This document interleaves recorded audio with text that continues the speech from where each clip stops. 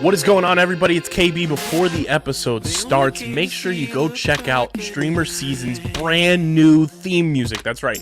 We have full-time, brand new theme music thanks to the newest homie and newest member of the music side of Underground Sports Philadelphia homies. That is Mobley. Stay Volk. His new single is out now. It is linked in the description on YouTube, and you'll be hearing it on audio until we can figure out if we can play it on video on StreamerSZN episodes from here on out. That's our new theme music. Stay Volk. Go download it now wherever you get your music, and go check out the music video on YouTube. But now, let's get into the episode of StreamerSZN. Philadelphia, baby, you're gonna love it. Best sports fans in the world. Actually, the worst, but that's what makes them the best. And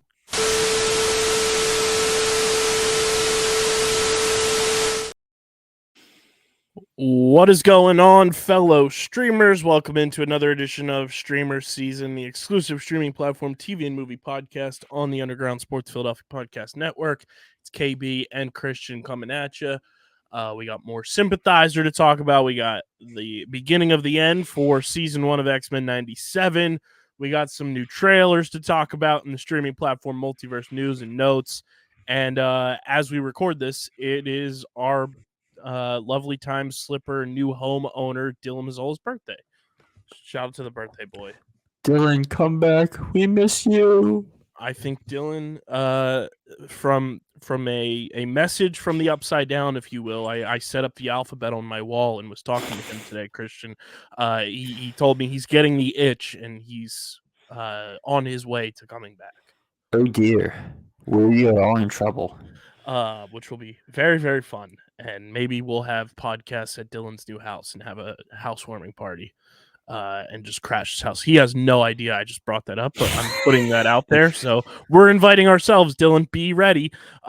His lovely girlfriend did post a very funny picture because they're doing all the home renovations and everything. It was just a picture of them through a hole in the wall in their house. It was pristine, beautiful new homeowner type shit. So happy birthday to the boy. Before we get into everything on this episode, make sure you guys are following us on the socials at StreamerSZN on Twitter, Instagram, and Threads, and StreamerSZN Pod on TikTok. You can follow Christian on Twitter at the Wiz_PHI. You can follow me at KBIZZL311. Subscribe to the podcast feed on Apple, Spotify, or wherever you get your podcasts in audio form. Leave a 5-star rating and review. It really does help the show continue to grow, helps more people find the pod, and allows us to do more dope stuff with and for you guys. So keep on subscribing.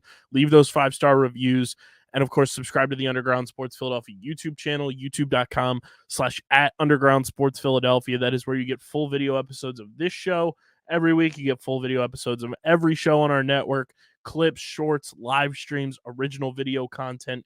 It is all on our YouTube channel. We're at 784 subscribers as of this recording. Let's get to 800 sooner rather than later. It would make for a lovely birthday present for Dylan if we get to 800 plus subscribers. So keep subscribing, youtube.com/@Underground Sports Philadelphia. Smash that like button, ring the bell icon, leave a comment down below. Your thoughts on everything we discuss on the episode. And, of course, get your merch from our awesome merch partners at PHI Apparel Company. They are the best in the game. Official StreamerSZN shirts and hoodies available.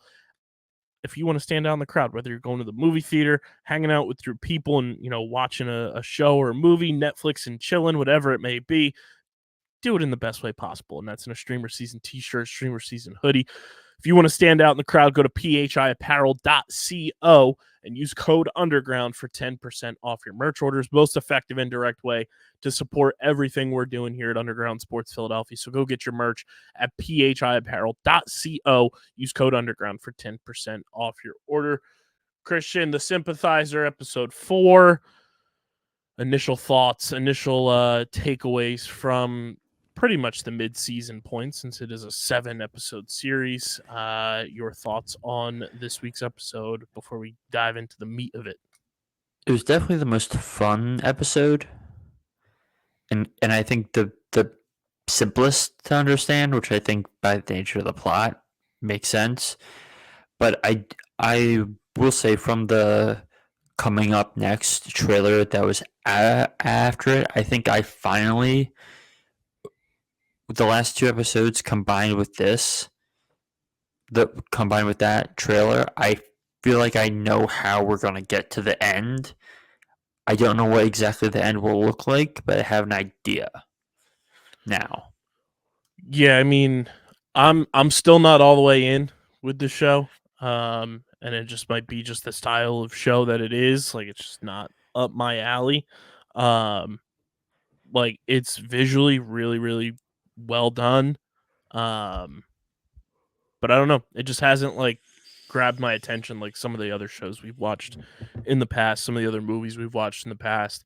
It's definitely got the slow burn tag on it for sure.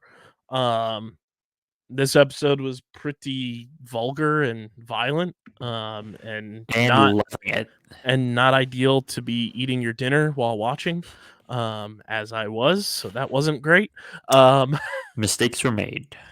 Yeah, consequences were had. But yeah, I don't know. Let us know how you guys feel about the Sympathizer in the comment section on YouTube or in the podcast reviews. I don't know. You know, we have talked about a number of times on this show, like the appointment watching on HBO on Sundays.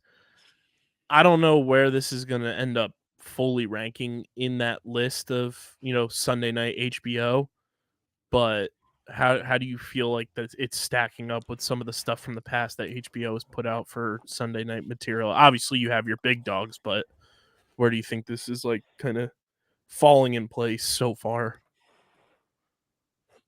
So it is an interesting question because HBO's in a weird spot right now in terms of that we're kind of out of this HBO era of the Succession, of the prime Game of Thrones. Like there's still House of the Dragon, but it's not exactly living up to the Game of Thrones hype. We're in a more mid-sized era of HBO, and an era where not necessarily all the traditional shows where you're like, oh, that would be an HBO show, are really on HBO. And so I kind of just sit here and go, for what HBO is slowly becoming, I feel like this is a great show. Like this is fundamentally, if I'm turning on HBO, this is the type of thing I want from HBO instead of necessarily like, oh, I'm coming up to see and out. All due respect to like True Detective Night Country, it was a little out there even for HBO standards. The Sympathizer is like, yes, this is an HBO show. This is what I want from HBO. Do I need it to make sense at this exact moment? No. Would it help? Sure. But HBO is in a transition state because for the first time in a while, they don't have that prestige person drama like set in reality. Because they had Sopranos and The West Wing and The Wire, which that's just an elite run through the 2000s. And then what was their late 2000s into early 2010s? Was that 6 Feet Under? Yes. Uh, That was before we were able to have HBO bundled into our cable. okay, let me pull this up. Okay, list of HBO original programming. So I should be clear. I'm purely talking in terms of dramas because obviously for years they've had Curb, Mm-hmm. and Curb has just been the ever-present thing.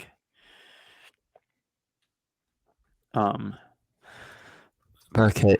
Okay. So basically, Wire and Soprano. Oh, 6 Feet Under was 01 to 05. Yeah. So what we were looking at here is True Blood and Boardwalk Empire, bleeding into Game of Thrones, The Newsroom, The Leftovers, and the early stages of Westworld, which the first 2 seasons of that are great, bleeding into Succession, and they haven't been able to land the plane since.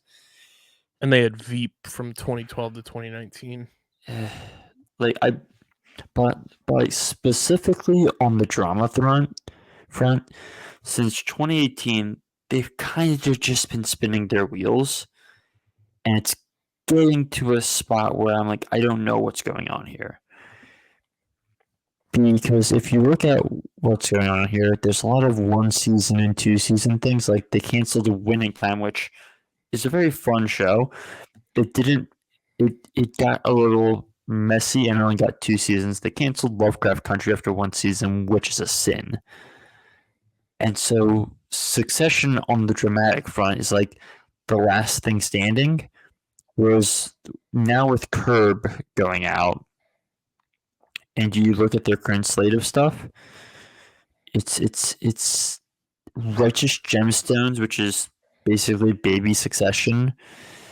You have House of the Dragon, you have Gilded Age, and you have Euphoria season 3 if it ever happens. And I trust them to right the ship, but it's clear that more than ever before, HBO is very much in a transitional phase, and it feels weird. It feels weird. I don't love it. Yeah, and then obviously like The Penguin is coming this fall, if I'm not mistaken. Well, so that's technically a Max original. Okay. Like Hacks is technically the Max original. Pull up the list of these. Like Hacks is technically that as well. Which, do you know what Hacks is? No. Hacks is this show about stand-up. Is a show about stand-up people and stuff. So, Tokyo Vice, which I enjoy, was a Max original. Minx, which got canceled. Six Days of College Girls, Hacks, like most of them, like basically the entire HBO original programming apparatus is in a state of they're now in a creative process of stuff fully founded under the ire of David Zaslav, which again he's a guy who I hate, but has moments where I'm like, I like the business decisions you're making, where it's like signing an exclusivity deal with A24. Yes. Make Velma season 2 instead of releasing Korea versus Acme. What the fuck are you doing here, David? David, please explain. So it's I trust them to right the ship because it's still the same people there. And the Sympathizer is what I want. It's just we need to know HBO is working on this, so I can be like, oh, okay, yeah. Because yes, they have Last of Us season 2 coming, but outside of that, I'm like, what's your big thing outside of Game of Thrones? Because there's not much right now, and Curb's ending, and they're losing all their big shows. And if I'm being honest, I'm not. Hulu's not necessarily taking the type of things they would make, because as much as I love The Bear and Shogun, The Bear is something that could be on HBO. It could be on a different type of thing, so I'm not upset about that. Shogun's something that Disney had the rights to for forever, so I don't blame them for that. And I think it's also done by Fox in the 80s or something. So again, makes sense, sure. It's more so concerning with Apple, because Apple's the one that's really encroaching on their territory, because they got Masters of the Air away from HBO, where The Pacific and Band of Brothers was done. And Apple's just giving these people blank checks to do things. And here's a great example. Can we be one of those things, Apple, please? Yeah. Do, mm, mm, I don't know about that. But so the the reason I bring this up is because if I remember correctly, I'm triple checking this before I speak it into the aether. But when it comes to these shows that Apple's doing, Apple's very much trying to be HBO. And I'm trying to, yeah. So Ted Lasso, which Kyle, we still technically haven't finished, but I'm not going to get into that, was made in part with the Warner Brothers television division. But you're distributing it on Apple. And I'm just curious what we're doing here because Apple's making the shows that HBO would make, except HBO's fundamentally in general looking for multiple season shows, whereas I think Apple for the most part has been doing more limited series, like in terms of the HBO style shows, they've been engaging in more limited series style stuff. So the Apple HBO dynamic is something we're definitely gonna need to watch over the next year as more and more projects get announced post strike. But yeah, let's actually, after me rambling for 10 minutes, get into our conversation about this episode of the Sympathizer. I was gonna say I'll probably bring it up in news and notes, but I'm also kind of surprised that the alleged live action Scooby Doo series is going to Netflix and not HBO, being that James Gunn is one of the kings of the castle over there now. Obviously, Well, it's with DC, but that so was his baby. and again, the fact that James Gunn wrote those movies is so strange. It's so But awesome. yeah, no, it's strange, awesome, and it really makes sense when you watch the Guardians movies and you see the jokes in those movies, and you're like, James Gunn's a horny bastard. Yeah. um, but Netflix making a live action Scooby Doo thing, my mind instantly goes to, okay, how much did Netflix pay WB for the permission to use that? Yeah. And given that David Zaslav is trying to improve the financial state of that company, I think he was like, okay, it's X number, and Netflix was like, cheers. But my, you know what? I'll circle back to more about that when we get to news and notes because I've been monologuing for 10 minutes and we actually need to get this on the rails. Not a bad thing. I think that's good banter we just had. Yes, but it's also 11:10 at night and we have to record another pod. The Sympathizer episode 4, it's titled "Give Us Some Good Lines," which I think Christian just gave us some good lines. And we have the captain meeting with Nikos Damianos, aka Robert Downey Jr., to discuss his script for The Hamlet. The captain wants the Vietnamese characters to have more lines, but Nico is not convinced by his suggestions. After consulting with Mon, Sophia, who is played by Sandra Oh, and the general, the captain sets to leave for 4 months to join Nikos on the filming in Napa County, California. While driving, he discovers that Lana has sneaked into his trunk, and he reluctantly shows her to accompany him. Okay, I'm gonna talk about this right now. As soon as he picked up the rock and looked and saw the shawl, or whatever you want to classify that, sticking out of the trunk, and just started weaving, I was cackling so loud. It was so perfect. It was so wonderfully spiteful. I'm like, this is great. I love this. And then on the set, they are introduced to method actor Ryan Glenn, played by David Duchovny. Which it took my mom till probably the 5th time he showed up, and she said, "quote, is that David Duchovny?" And I'm like scrolling through. I'm like, yes, yes, it is. It is. Look at that. Yeah, that was a surprise in and of itself. But really, the best pleasant surprise was We also get soul singer Jamie Johnson, played by Maxwell Whittington Cooper, and actor James Yoon, played by John Cho. John Cho, baby. as as soon as I saw John Cho show up, I'm like, hey, John Cho, hey, buddy. The captain meets production designer Monique Tybalt, played by Maureen Delterme, and is smitten when he sees her work in recreating the Vietnamese villages. The production hits a tough spot when an old actress refuses to speak her lines in Vietnamese, so the captain calls the general to help in getting her accent right.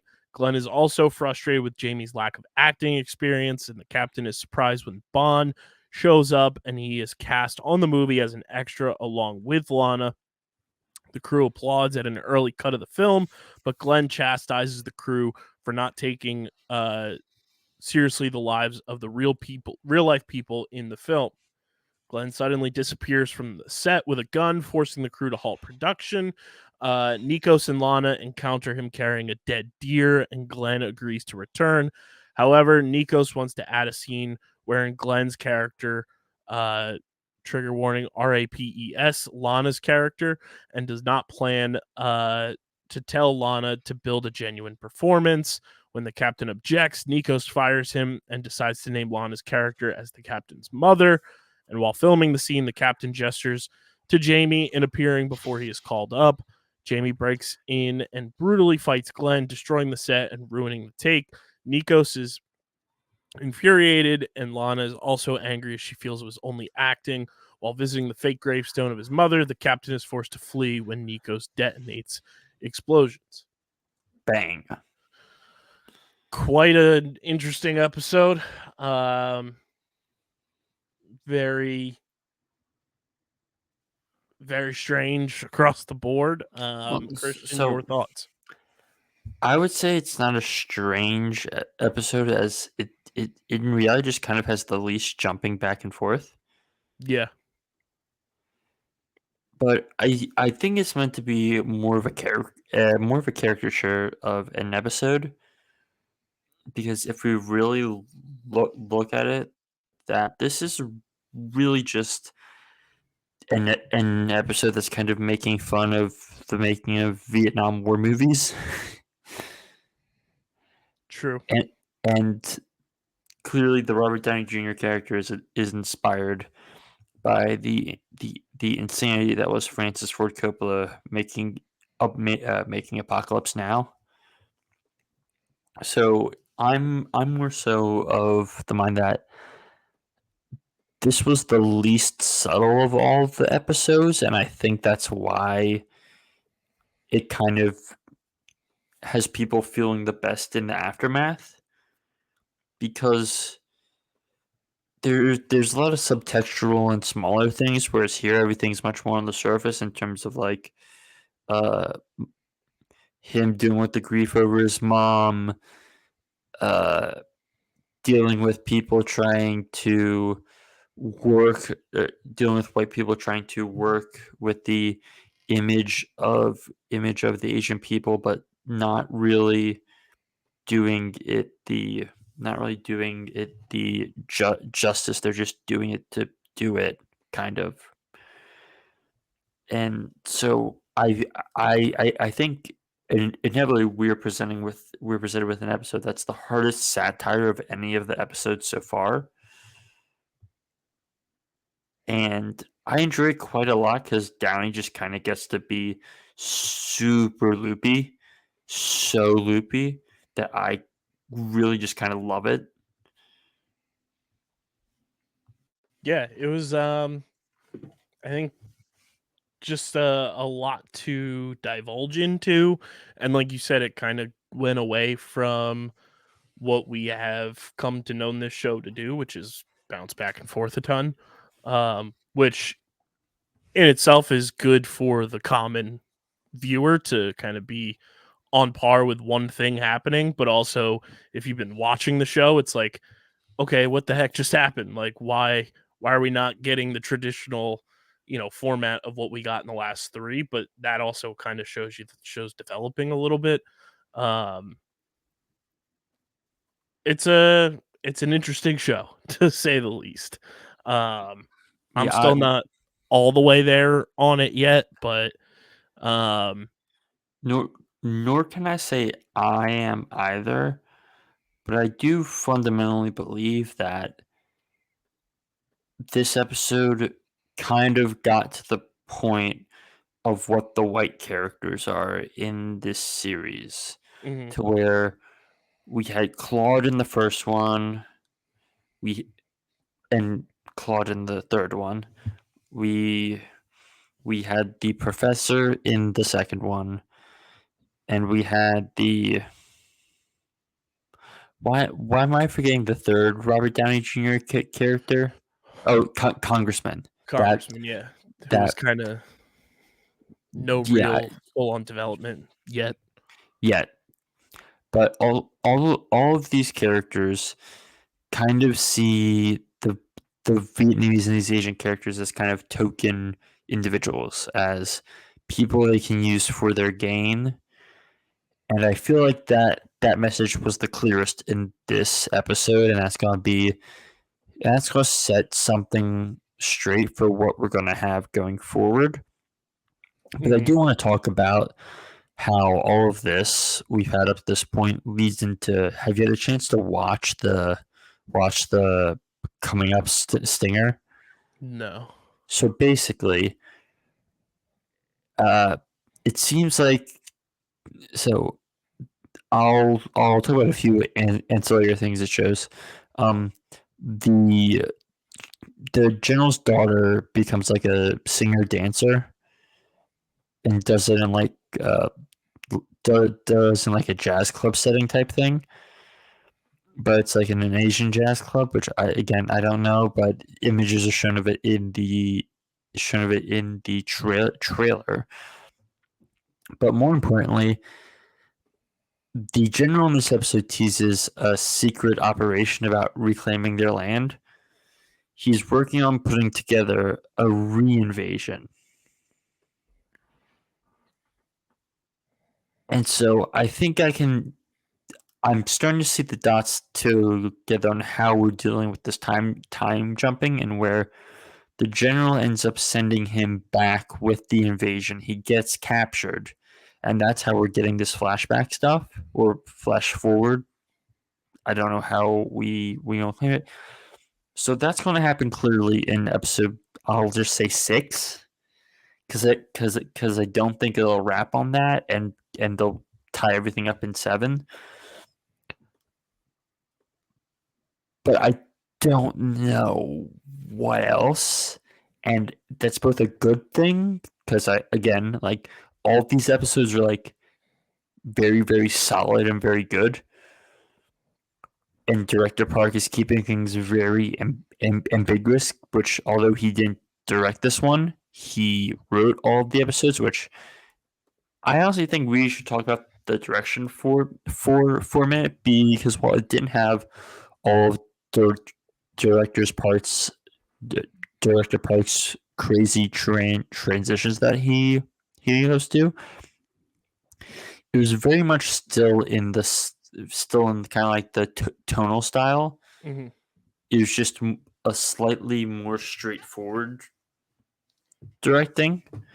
So, but if that's where we're landing, Kyle, in terms of a re-invasion and a recapture, what do you think? Where's your mind going about where this goes and how everything ends? I think that's the weird part, is that I don't know, because it's been such a strange like just build up so far, that like, I mean, anything that happens would not surprise me that it happens, and would be a genuine surprise. It's been one of the more like difficult to read shows for me. Yeah. I mean, I'm going to assume that he gets captured in a failed invasion,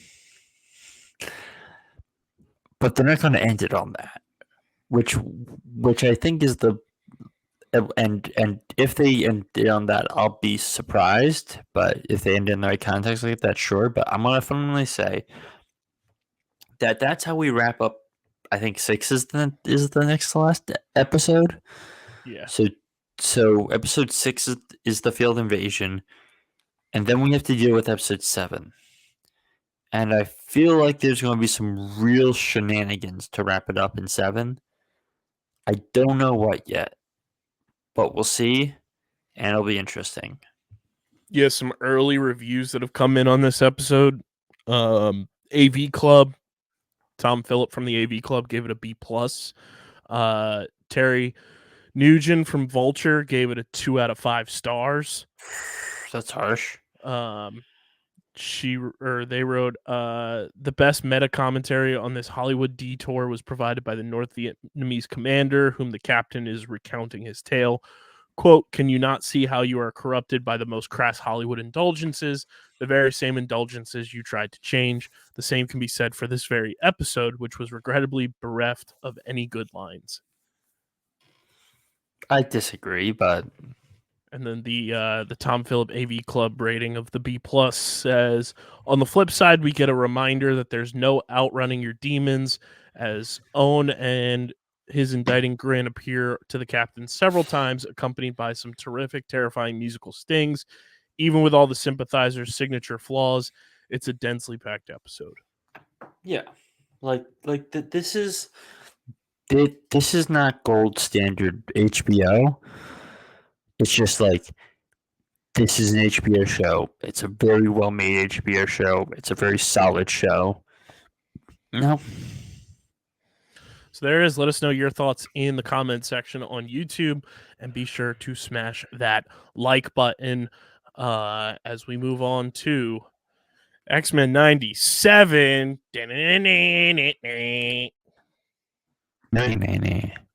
I'm very excited about this episode, Christian. This episode had me geeked the fuck out for a number of reasons.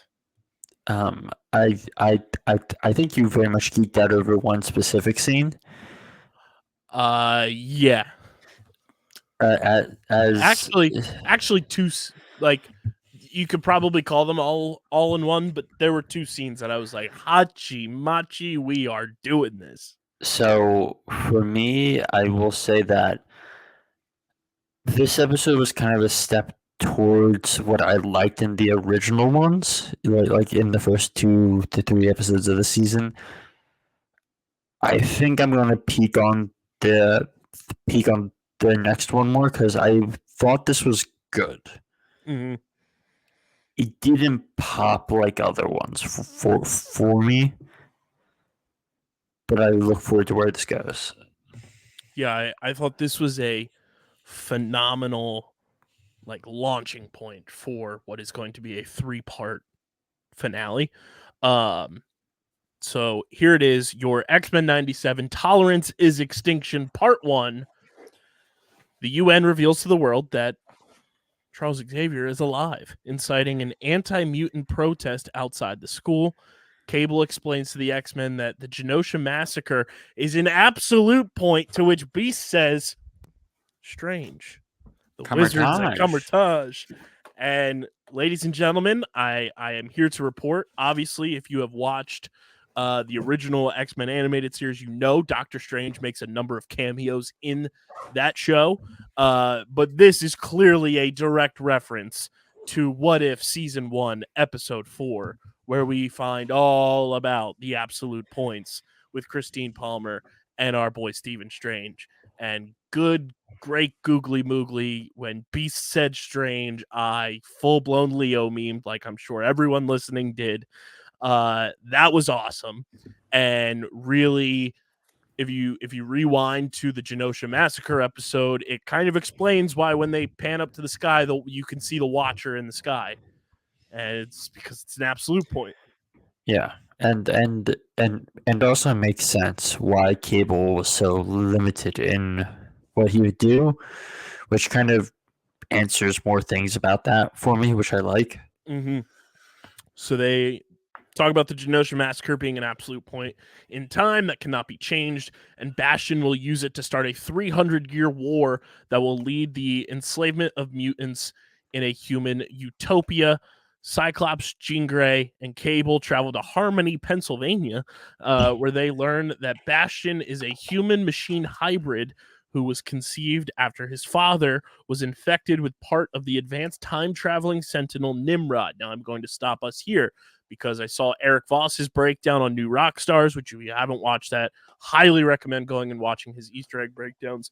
The characters that they pulled for Bastion's parents are some background characters from the original X-Men animated series, and it makes sense why Bastion is the way that he is because it's in this whole bar fight scene. Bastion's mom in that episode is a bona fide racist lady, and the guy is also in there battling against Wolverine and a whole bunch of the X-Men. So it is wild that the showrunners and the animators went that deep cut into choosing those two specific people to be Bastion's parents. It shows that they care, but then they fired them. So Job well done. So then obviously we talked a little bit about Nimrod last week, and he is like advanced sentinel type thing. And members of Operation Zero Tolerance, or OZT, expressed concern over the massacre and asked Dr. Cooper to monitor Bastion, who explains to her how he is turning humans into prime sentinels like Trask using Sinister's techno-organic virus.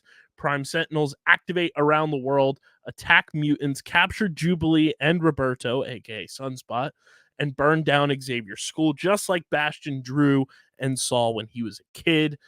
And when all of this is going down, lights go off.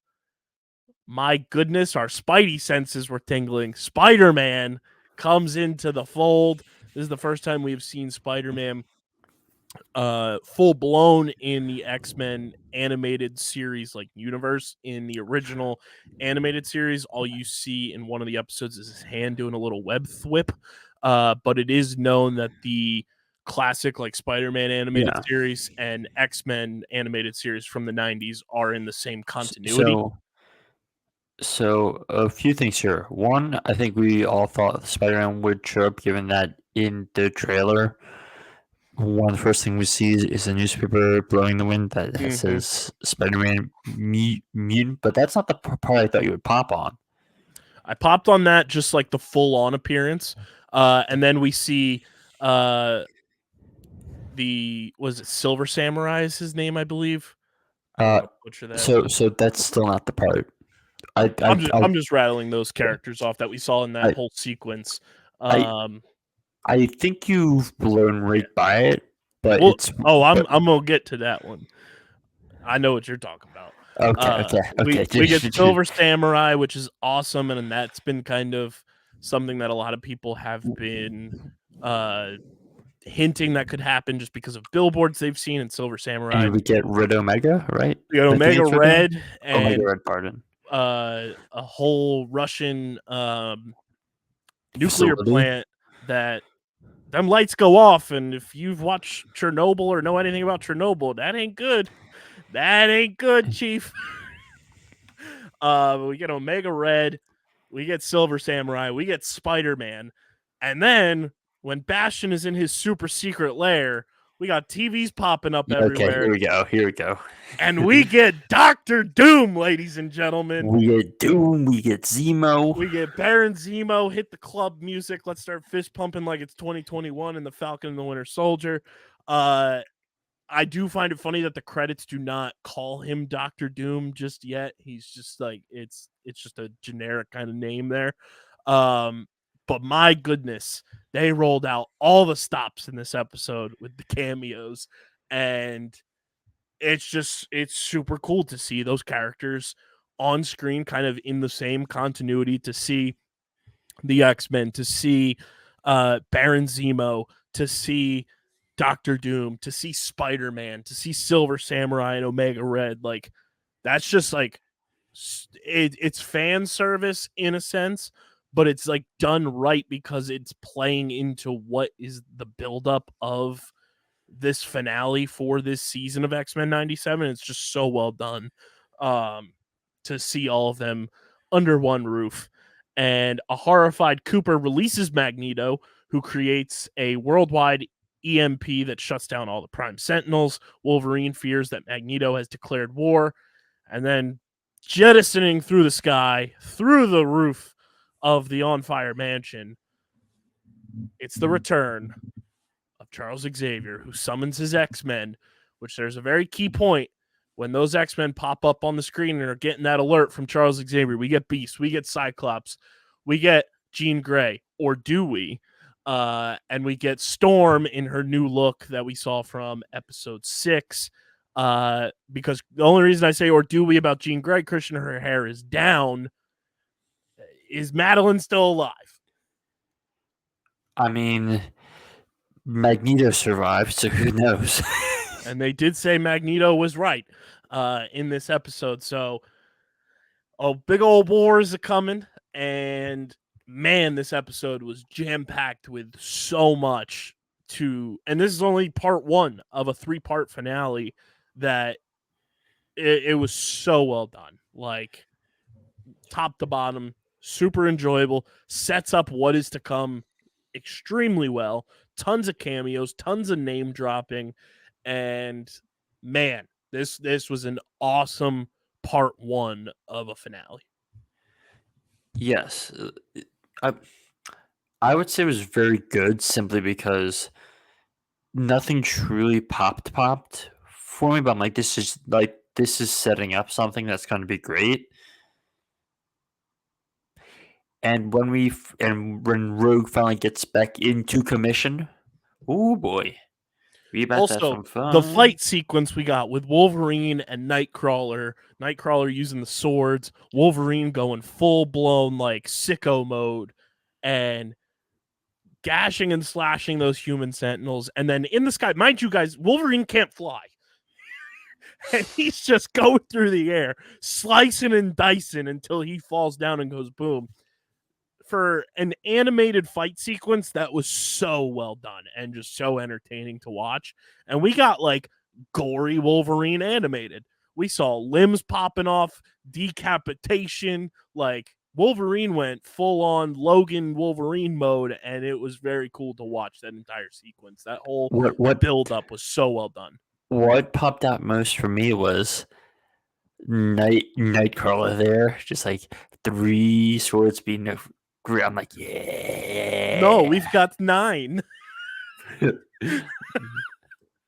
was great. so great. And then it was so great. When they're at the meeting table too, and Morph's like, "Oh, great, another universe where Logan's left alone and destroyed," or whatever. It was great. It was so well done. And hey, who knows? Doctor Strange might be popping up at some point in this next couple of episodes. But so well done. This was such an entertaining episode, and I am so enthralled and excited and stoked to see where next week's episode goes and where the finale takes us.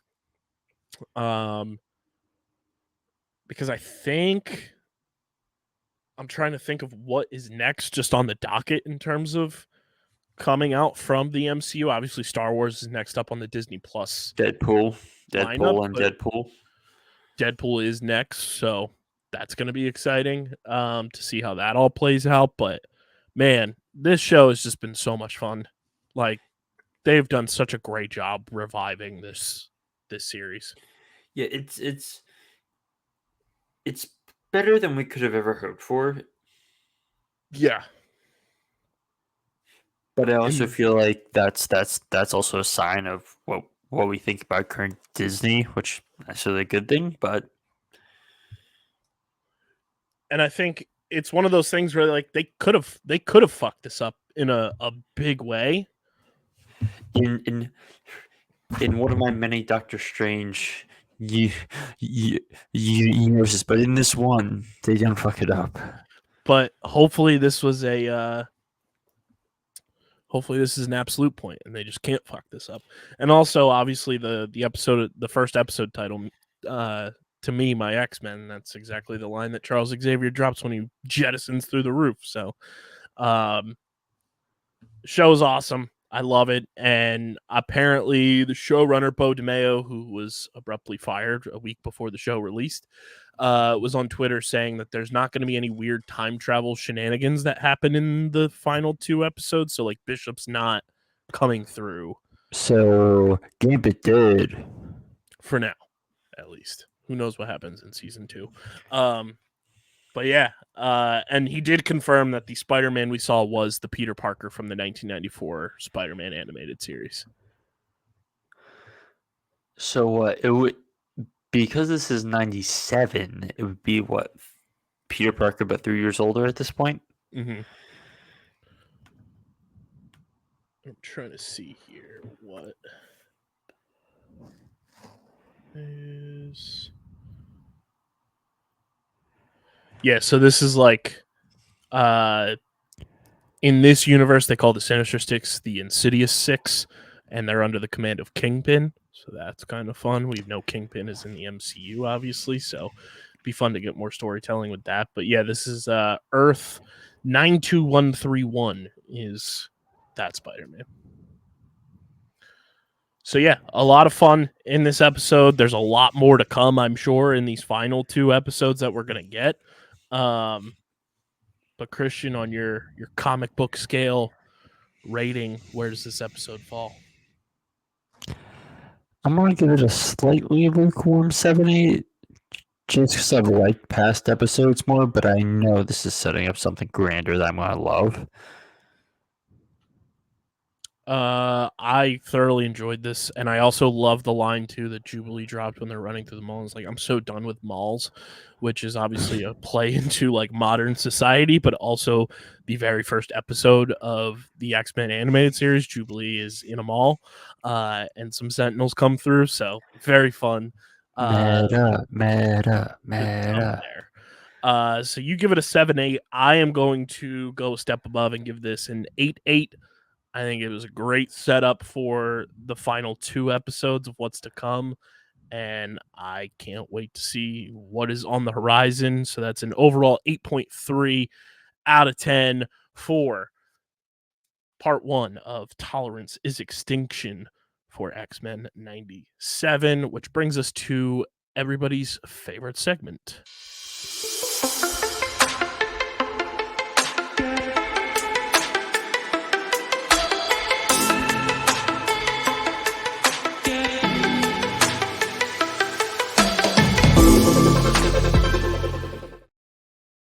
It is the streaming platform Multiverse News and Notes, brought to you by our pals over at Kenwood Beer, the official beer partner of Underground Sports Philadelphia. It's a refreshing light beer, just 4.1% ABV, only 120 calories, and just 8 grams of carbs. Kenwood Beer is the best. They've been rocking with us for years. They just dropped some new apparel that is on their storefront. And along with being able to go to kenwoodbeer.com and using the Kenny Finder to see who's got Kenny's on tap in the Philadelphia, Pittsburgh, Maryland, and New Jersey areas. And you can also get it at your local liquor stores in those markets. And they've been making their way closer and closer down to Vineland in those liquor stores. You can also, if you're going to the Man Center for any occasion this summer, they're going to have the Tall Boy Kenny's available at the Man Center in Philadelphia. So some fun stuff there. It's the summer of Kenny. Go to kenwoodbeer.com. Must be 21 or older to do so. And of course, please drink responsibly. Christian, we talked about at the top of the show, some new trailers have come through, and those include The Acolyte, The Boys Season 4, and we also got new footage of Deadpool and Wolverine, to which a hilarious quote saying, Paul Rudd finally aged. And then it cuts to Ant-Man's helmet opening up, which it is confirmed Eric Voss did a in-depth look to see whose skull it is in that Ant-Man mask. It is Paul Rudd's teeth. Job well done to Eric Voss. But Christian, I will give you the floor for the Boys trailer. Obviously, you're all caught up and all in on the Boys and season 4 coming this summer, but your thoughts on the trailer? Insert Chaos Elmo meme here. Can't wait. Gimme. The Acolyte trailer dropped on Star Wars Day. May the 4th be with you. Happy Revenge of the 5th. Take the floor, Kyle. I genuinely cannot wait for this show. Like, no notes, 10 out of 10. This show is going to fucking rule. And it is like something that I have been craving for from the Star Wars universe forever. And it's going to make you question the Jedi. It's going to make you think, maybe the Sith are right.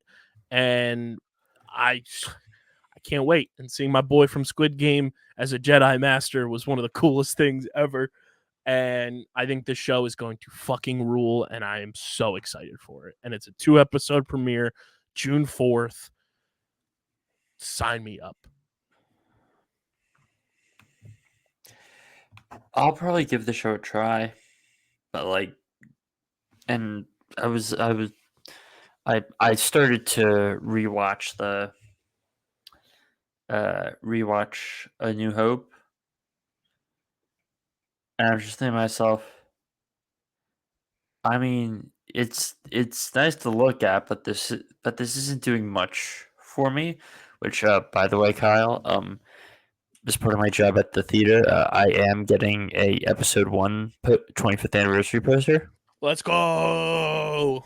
Wait on. I never said I'm straight up giving it to you. No, I just love that they're doing that. I'm just a Star Wars panderer. Can I hop on my high horse about something? Go ahead, cowboy. What has our society come to, Kyle? According to a recent study, sex and nudity in movies has decreased almost 40%, and movies with no sexual content has increased from 20% per year to 50%. Boo. To which I say, I do agree in a certain decrease in it, because I will fully admit, if you watch some of the stuff from the 90s, it's like, did we really need this? Did we really need this? But also, this gets into the whole conversation about how modern generations are now a little more prudish. Fuck them kids. Boy, give the people what they want. Titties, heh. Sorry, I had to steal that line from one of my favorite YouTube reactors, who basically anytime they're watching a movie, the movie together, and anytime that happens on screen, the wife goes, hey, titties. And it's the fucking best. That's like I saw a tweet today that said, Cinco de show me your titties. Kyle, what? Don't you're telling me you're not getting all of those replies about tits in bio? No, now I'm getting like 2 animal emojis per bot, and I'm like, what are we doing? They're abiding by these new movie standards, and it's ridiculous. But yeah, I just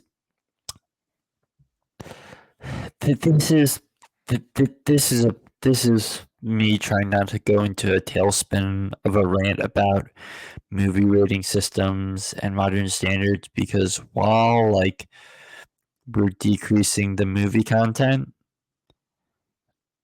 I would argue in the modern digital age, it's like if you open up Instagram, you're getting more sexualized stuff on a daily basis.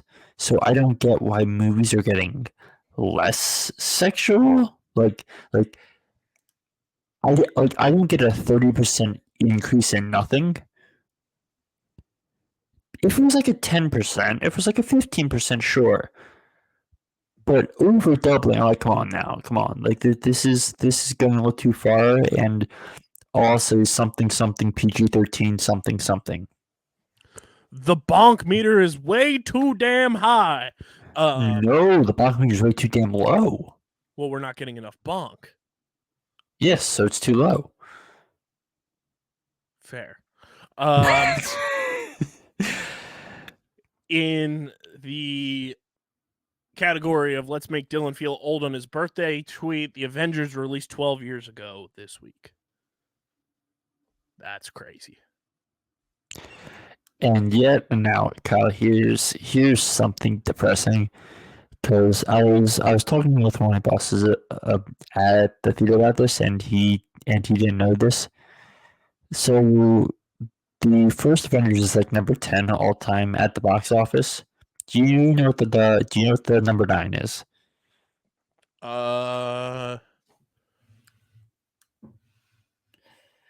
Is it the live action Lion King, or is that Yeah, yeah, the horrific live action Lion King. It's ridiculous. Somebody needs to put a banger out to knock that movie off the list. Well, unfortunately, it won't be Barry Jenkins who's making Lion King prequel that looks just as visually shitty. Oh, listen, Barry, I love you. Run. Stop it. Get some help. Get help. Giancarlo Esposito has confirmed that he's been cast in a secret MCU project. It will be announced soon. Quote, "It's better than you could imagine," and it is confirmed he is not Professor X. Kang.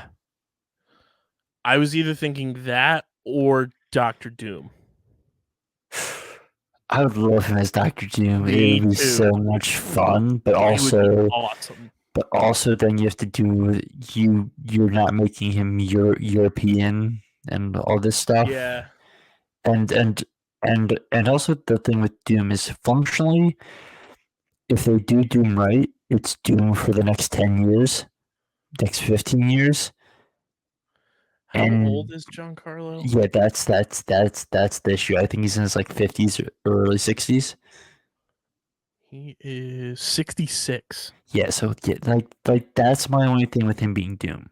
Because I just saw somebody respond to the one tweet about it, and obviously like kind of photoshopped and said he's going to be Luke Cage, which would be cool, but he is definitely not in for the long run. Kang makes a lot of sense. Trying to think of like. Okay, so I'm gonna bring this up in conjunction with another piece of Marvel. I remember the other one real quick before you keep going. The other two that I saw was Galactus, which would also be very cool. So and then the male counterpart to Silver Surfer, because obviously we know we are having a female Silver Surfer in the Fantastic Four, but there's a male and a female Silver Surfer in the comics, so that would also be cool. So on the Galactus point, this is who I wanted to bring up, because Paul Walter Hauser's in the Fantastic Four. Give me that motherfucker's Galactus ASAP. Yeah, that would be fun too. Like he wouldn't be as menacing, but I also feel like if you're bringing Giancarlo and you bring him in for something more important than a one-off Fantastic Four thing. True. This is interesting because obviously we're in a big-time bidding war right now for the rights to the NBA on television. We're in a big-time bidding war for movies. That too. But the Inside the NBA update is a fascinating look into the business of television. So Charles Barkley's contract, what a genius he is. Charles Barkley can opt out of his contract if TNT loses the rights to the NBA and become a free agent and sign wherever he wants. Ernie Johnson will remain at Turner, and they're unsure about continuing without him. Warner Brothers has to match NBC's $2.5 billion offer to keep the rights, and the decision was expected to be made on May 3rd. I don't know if that actually came through or not. So the interesting thing about all this is, so first of all, and now there's a great episode of great episode of The Town, which is a great Hollywood business podcast done by the journalist Matthew Bellany, where he talks with Bill Simmons about this entire thing. And so Warner Brothers Discovery A has a right to match, but B, if they lose the NBA, what the fuck do they have? Like what are they doing with TNT aside from postseason baseball? That's And on a massive delay, nonetheless, when it's being broadcast. yeah, and like occasional hockey, like they need the NBA. And listen, all due respect to NBC, who's the other big bidder fighting for this. Outside of their NFL stuff, their digital coverage is spotty at best. Like if you try and watch any motorsports thing on there, it is commercial break after commercial break after stuttery stream, and I want to blow my head off. Like Tucker and Brian Roberts, if you're listening, please work with NBC to fix this damn streaming on Peacock of motorsports stuff, because I want to watch it, but you make it unwatchable with all the ad breaks and everything. Like, I can't, man. Come on, guys, please. Yeah, it's going to be interesting to see how everything shakes out. I know NBC is obviously in the mix to get the NBA back. Amazon is in the mix. Well, no, so I'll just steal it right now. As things appear, it's going to be Amazon getting a package. It's going to be ESPN/Disney getting a package, and then it's going to be one of NBC, Peacock, or Warner Brothers /TNT. That's basically all that's up in the air right now on who's going to be the third. Yeah, the NBA TV rights deal targets a $76 billion payout, which is 3 times the current pact. Which Bill Simmons brought this up. The salary cap is partially based on this broadcast deal. If they're tripling their money, how much is the salary cap gonna go up in two years? And how much money is Anthony Edwards going to make on his contract? Oh, I was gonna say, how much money are the Detroit Pistons gonna give Tobias Harris?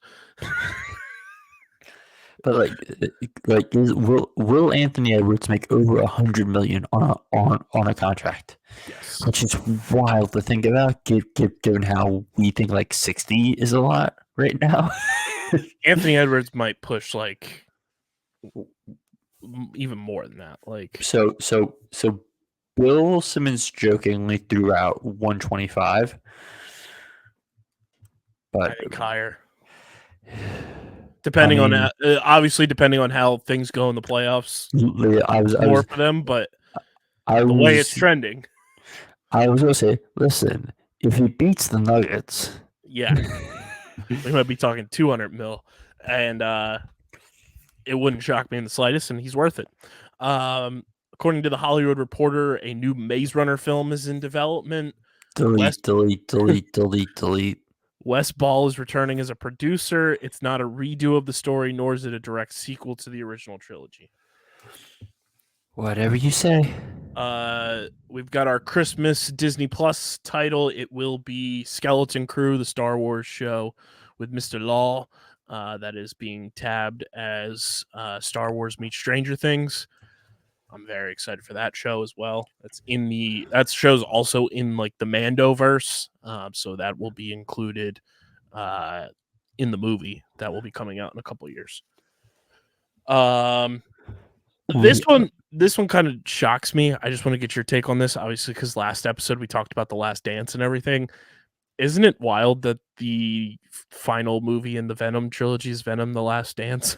No, that Kyle, we need to realize that at this point, this series is making fun of itself, and that's a purposeful choice. Fair. We got So the official logo reveal from merch released by Marvel on Amazon, which isn't the craziest reveal because we got a spoiler for Captain America: Brave New World, Christian, via the Golden Arches, McDonald's, their toy deal, because obviously that movie was supposed to come out this summer, got delayed. But I guess the licensing rights for the toys and the release for the toys couldn't be delayed. So we got a spoiler from McDonald's that old Harrison Ford will be turning into the Red Hulk because there is a Red Hulk toy in your Happy Meals. Summer of 2026, if we're still alive at this point, we're getting a Masters of the Universe film. Fair. Travis Knight, no clue who you are, set to direct the film. Paul Rudd and Nick Jonas are making a musical comedy about a wedding singer, a rock star, and a song that comes between them. Hey? Okay. Hugh Jackman will play Robin Hood in The Death of Robin Hood alongside Jodie Comer.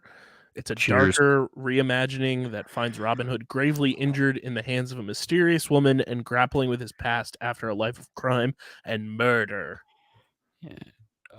We got another trailer for Agrodrift. Kyle, do you know what Agrodrift is? I do not. So it's this Travis Scott movie that's filmed in like night vision. Oh, well, you did show me this a while ago. Other news includes A24 landing an action thriller from Adam Wingard, which will be interesting to see. Mike Flanagan, the man who built Netflix's horror empire, will be directing the next Exorcist film, which I'm of two minds of this, in which I need them to stop trying to dig up the Exorcist franchise. But also, if anyone can save it, it's Mike Flanagan, because he somehow made the sequel to The Shining that's based on the sequel book like actually half decent. This kind of surprised me, and I didn't realize this, obviously, when we were watching the show. But the MCU is tied to Philadelphia sports. Of course it is. Because Alligator Loki, a.k.a. Wally the emotional support alligator, who's gone missing, he was kidnapped, and a tracker then released him into a swamp with over 20 other alligators and said, there's no hope of finding him. He is domesticated and enjoys Cheetos as part of his meal. So anybody who's listening that is a crossover of our Philly sports podcast, the emotional support alligator that was led into the Wells Fargo Center and all over Philadelphia, that is who Loki Gator is based on. Okay, and let's wrap this up with some. How we've got to record an entirely another podcast. Let's be honest. I'm totally fine doing it solo. Still, I feel bad, and I also have greatly run out of news. Last bit of feeling old from me is Sam Raimi's Spider-Man was released 22 years ago this week. That's rough. But I wanted to bring up the passing of actor Bernard Hill, who go ahead. Who people may know as Kyle. What's the name of the king in Lord of the Rings? Fun fact, I've never seen Lord of the Rings. Kyle Slanderous. I'm quickly pulling up my Letterboxd. Keep scrolling. Theoden. Yeah. So that, and he plays the captain in Titanic. And never he's the only actor ever to be in 2 films that won 11 Oscars. But you may also know him from his voice role in Paranorman, in Gandhi, in Valkyrie, in Scorpion King, in Wimbledon, in Wolf Hall. So long-time British actor in 2 iconic roles, has sadly passed away at the age of 79. Yeah, I saw Elijah Wood get retweeted onto my timeline, so it's a bummer. Lost another good one. Last one I have here too, because it's wild to think about this many billions. Sony Pictures and Apollo have made a $26 billion all cash offer to buy Paramount, according to the Wall Street Journal. That is an unfathomable amount of money to see in all cash, if I have ever seen it. So someone did the math where it's like, if you laid each bill out next to each other, it would be like Austin to New York. But and now we could go on for like 20 minutes about this. People trying to buy Paramount Saga, which I don't have the brain capacity for it this late in the night, but it's basically a Sony partnered with a venture capital group to buy Paramount, which people already are like, I don't know about this, because it would eliminate another Hollywood studio, and so you'd run into some FCC issues maybe, or there's currently a $2 billion offer by the Ellisons, who own Skydance Media, which, for those of you who don't know, I believe it's Larry Ellison is the guy who owns Oracle. Kyle, do you want to check me on that? Larry Ellison? Yes. He's the CTO of Oracle. Yes, and he's worth like, and he's like one of the 10 richest people in the world or something. Mm-hmm. And so he's basically backing his son, who runs Skydance, to buy Paramount and basically like turn it around as it is, whereas the Sony deal is basically buying everything up, and they're gonna probably break it apart into bits. So, yeah. Am I incorrect with Apollo now that you said that they're like venture capital group? Isn't that Josh Harris? No. Obviously, Harris Blitzer is like his thing, but Josh Harris. Josh Harris is Apollo Global Management. okay. I'm gonna check because I don't think that's the name of. Because it just says Apollo in all the articles I found. Because I was gonna say, Jesus Christ, not Josh Harris ruining another thing.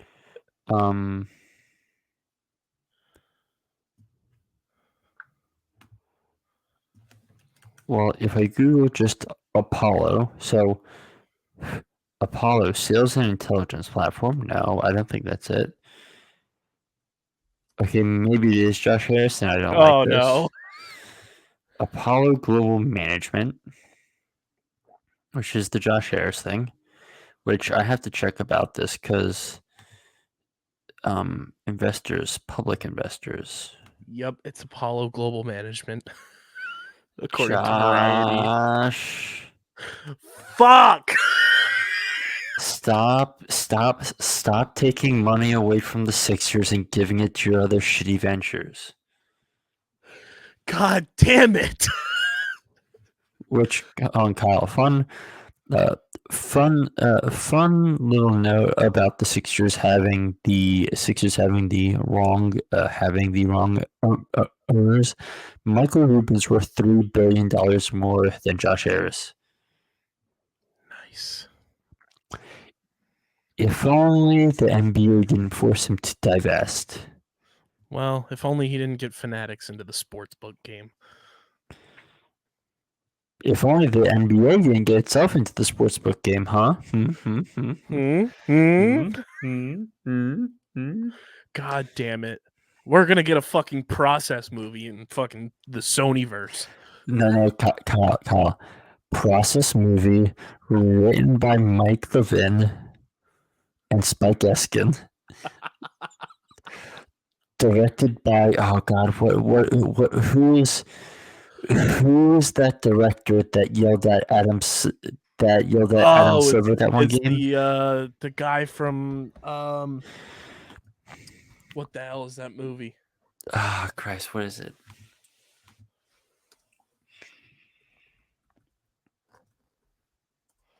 Something Summer.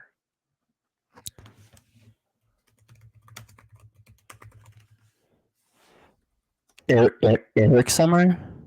No, like the movie name is something like Endless Summer or whatever. Okay, but and Sam Hinkie plays himself.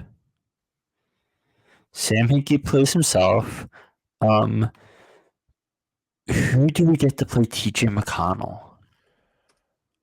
Charlie Day. As much as I like that idea, Charlie is too short. Well, wait, here's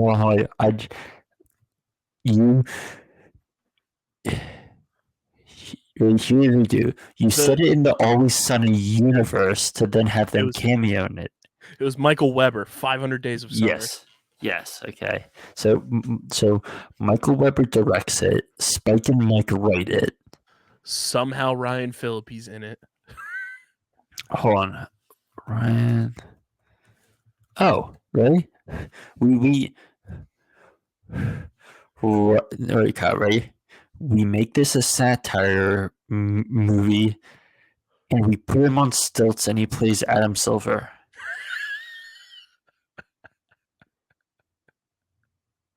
And really, Charlie Day plays Eric Colangelo. Giant ass collar in a tribute to his dad. Yes, but it has to be a satire, so it's like a collar that goes up to here. Yeah, and a Sixers Adam plays himself. Plays himself. Spike and Mike appear in the movie as Spike and Mike. Yes. Howard Eskin gets driven off of the Delaware Bridge by Jaleel Okafor. No.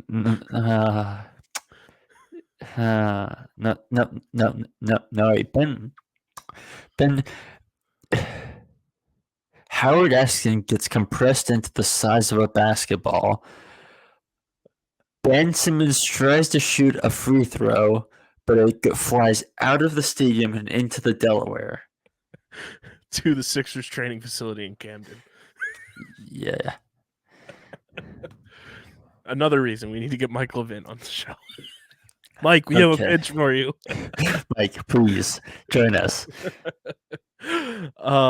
That's all we got for you guys on this episode. Make sure you're following us on the socials at StreamerSZN on Twitter, Instagram, and Threads, and StreamerSZN Pod.